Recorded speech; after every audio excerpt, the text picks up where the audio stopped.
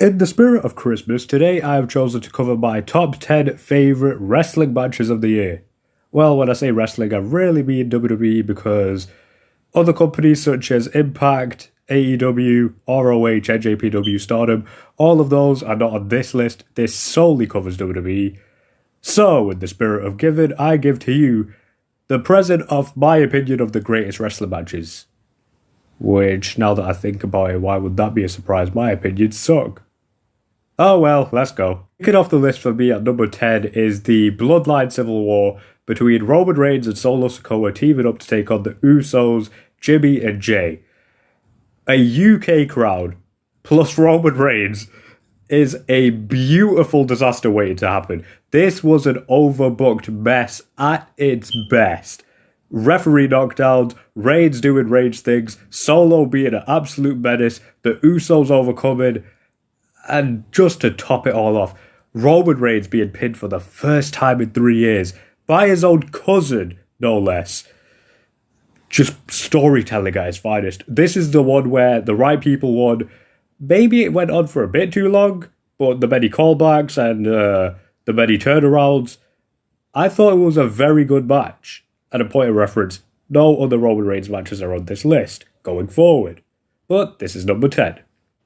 Number 9 for me is the SmackDown Women's title match at WrestleMania 39 between Charlotte Flair and Rhea Ripley. And this, again, is just storytelling.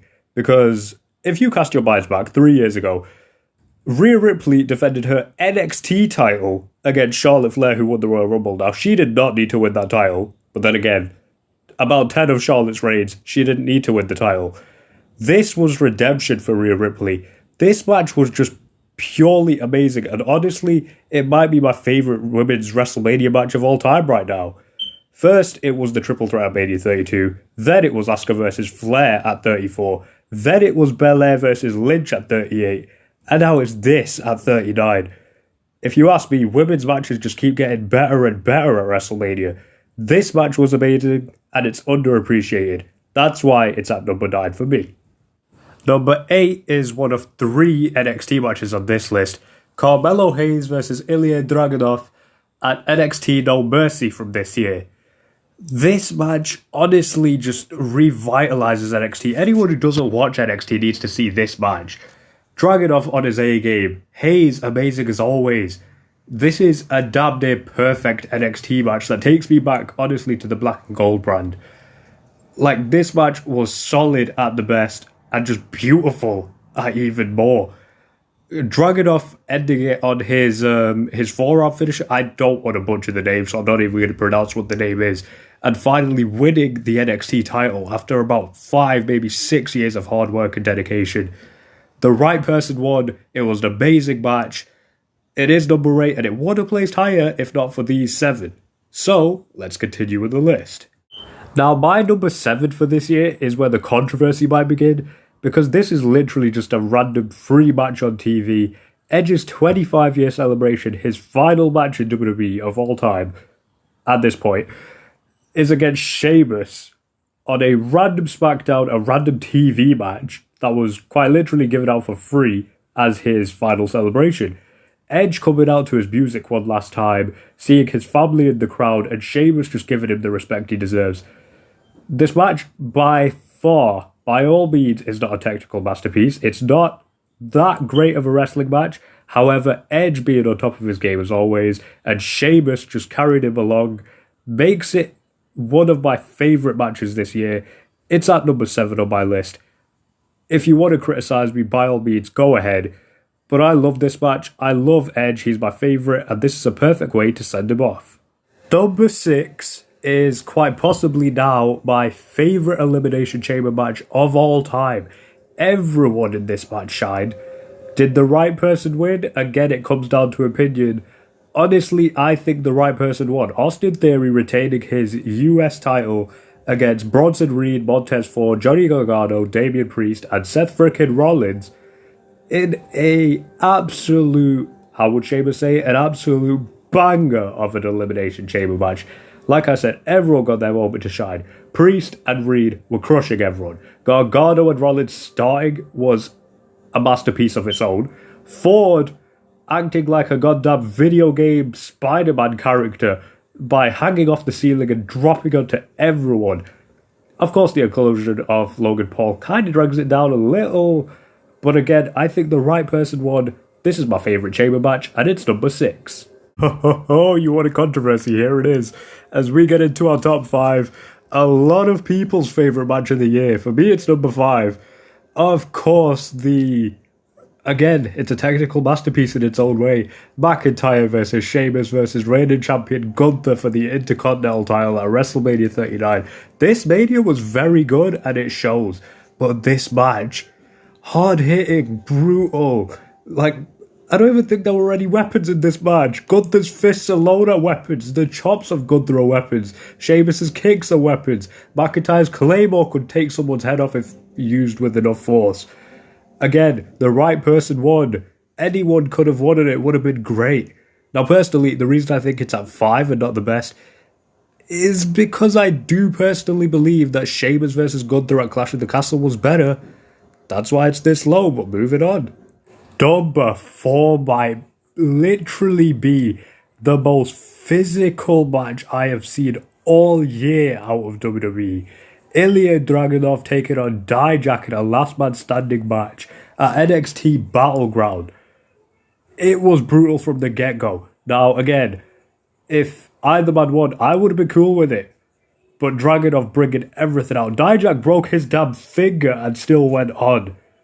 Dragunov was literally tied in the ropes and was taking kendo shots to the body, cut up, bruised, and wouldn't stay down.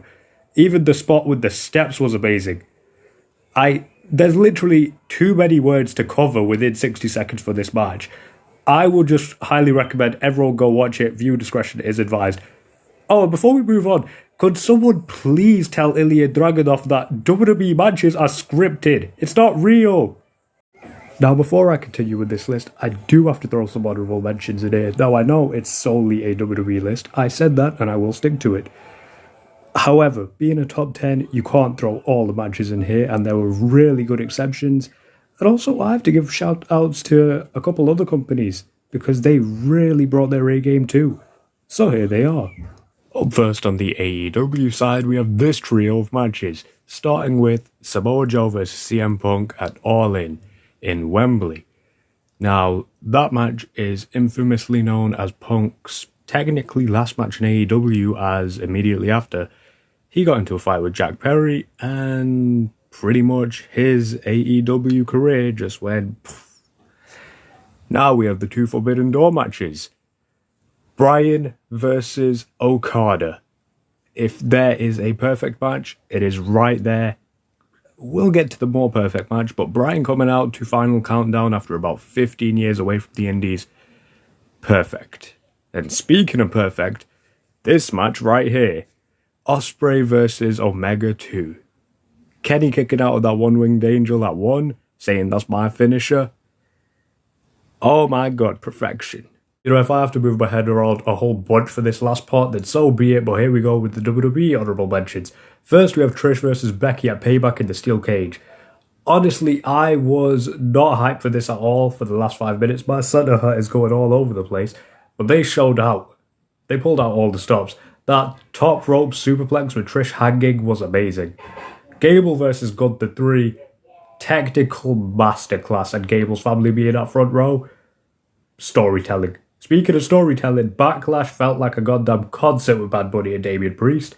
Roman Reigns versus Cody Rhodes, the Mania Showdown. Wrong person won. Entrances were great. The Rumbles, men and women's respectively. Honestly, might be my favourite Rumbles from both genders. Cody versus Brock, the best of their trilogy. And that pretty much sums up the honourable mentions. Now let's get into the top 3. Number 3 for me is by far the most underrated men's match of 2023. It is a tag team battle, so you might not like it. Kevin Owens and Sami Zayn defended the undisputed tag team titles against Judgment Day members Finn Balor and Damian Priest at Payback in the Steel City Street Fight, I believe they called it. This match had everything. High spots, high risks, weapons, steel cans being busted out, kendo sticks, a lot of them. Kevin Owens diving off the stage. Also, Somebody busted Kevin Owens open. I think it might have been an accident, but when he rose, he looked like a damn horror movie villain that you don't want to be on the wrong side of. Also, the Dominic kind of justice part, you love to see that.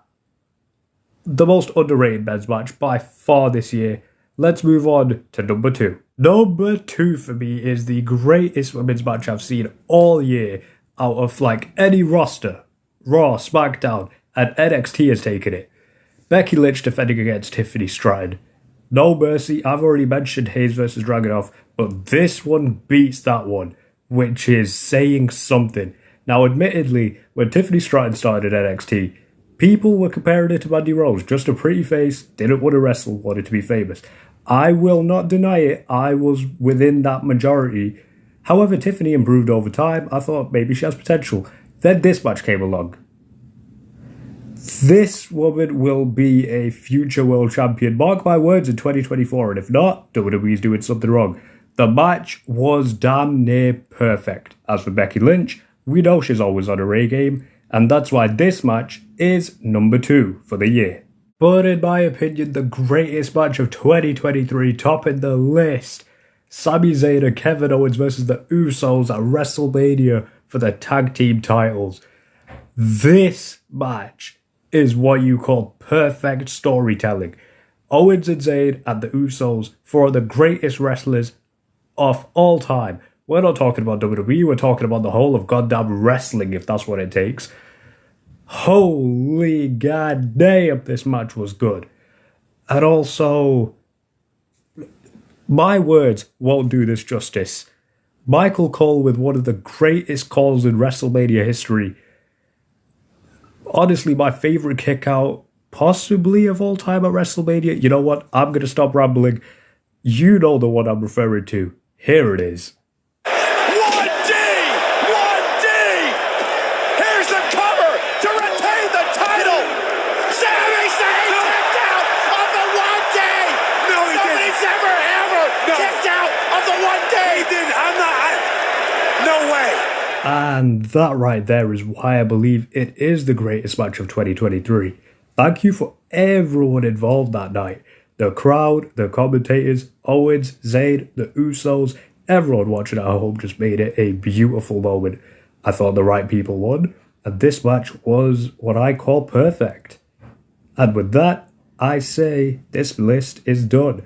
By all means, if you have a different list, if you have different ideas, if you thought this list was good or bad, please do let me know. That's what I'm here for. And with that, I say, happy holidays, ladies and gentlemen. I will see you in the next video.